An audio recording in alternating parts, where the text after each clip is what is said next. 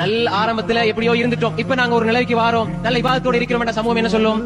வாப்பா எல்லாம் நல்லம், நீங்க எல்லாம் நல்லம், ஆனா நீங்க எப்படி இருந்தீங்க அதெல்லாம் மறந்துட்டீங்களான்னு கேட்கும். நான் தௌபா செஞ்சு அல்லாஹ் டிலீட் பண்ணிடுவான் சோதரர்கள் எல்லா பாவத்தையும். அதே மாதிரி தான் நாங்க தௌபா செஞ்சு அல்லாஹ் எல்லாத்தையும் அழிச்சிருவான். ஆனா நாங்க பழச கின்றோமே, கின்றது அல்லாஹ் அழிச்சதை நீங்க வெளியே கொண்டு வாரீங்க.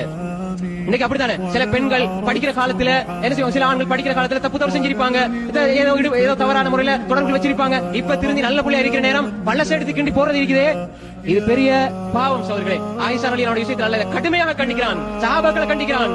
எனவே அன்புக்குரிய சோதர்களே அப்படி சொல்லக்கூடாது. மக்கள் அப்படி சொல்லுவாங்க, விடுவாங்களா? நீங்க எப்படி இருந்தீங்க எங்களுக்கு தெரியும், ஸ்கூல் காலத்துல எல்லாம் எப்படி இருந்தீங்க தெரியும், இப்ப பொத்திட்டு இருக்கீங்க, மார்க்கம் சொல்ல வராதீங்கன்னு சொல்லுவாங்க. அப்படித்தானே? நீங்க உம்மா பாப்பா குடும்பம் எல்லாம் எப்படி இருந்தது தெரியும், இப்ப நீங்க எங்களுக்கு மார்க்கம் சொல்ல தெரியல, அல்லாஹ்னு மாறுங்க சொல்லுவாங்க. இப்படி பழிக்கிறது இருக்கிறது சோதர்களே. மக்கள் இப்படி பழிப்பாங்களே, இது அல்லாஹ் ஒரு காலம் மன்னிக்க மாட்டான் என்றால் அவர் மன்னிக்காதவரை. அதான் நான் சொல்றேன். அவர் மன்னிக்கணும் விரும்பி, இல்லன்னா அல்லாஹ் மன்னிக்கிறது அல்லாஹ் ஹராம். அல்லாஹ் அப்படிதான் சொல்றான், இன்ன ஹராம் துதுல் மாலா நஃப்ஸி, நான் என் மீது ஹராம் அநியாயம் செய்வதை ஹராமாக்கி விட்டேன், மக்களுக்கு நான் அநியாயம் செய்ய மாட்டேன். அடுத்தவன் உரிமையில கை வச்சு அவன் மன்னிக்காதவரை நான் மன்னிப்பது ஹராம். ஹதீஸுல் குத்ஸி அபூ தர் ஜுந்தி பின் ஜுனாதா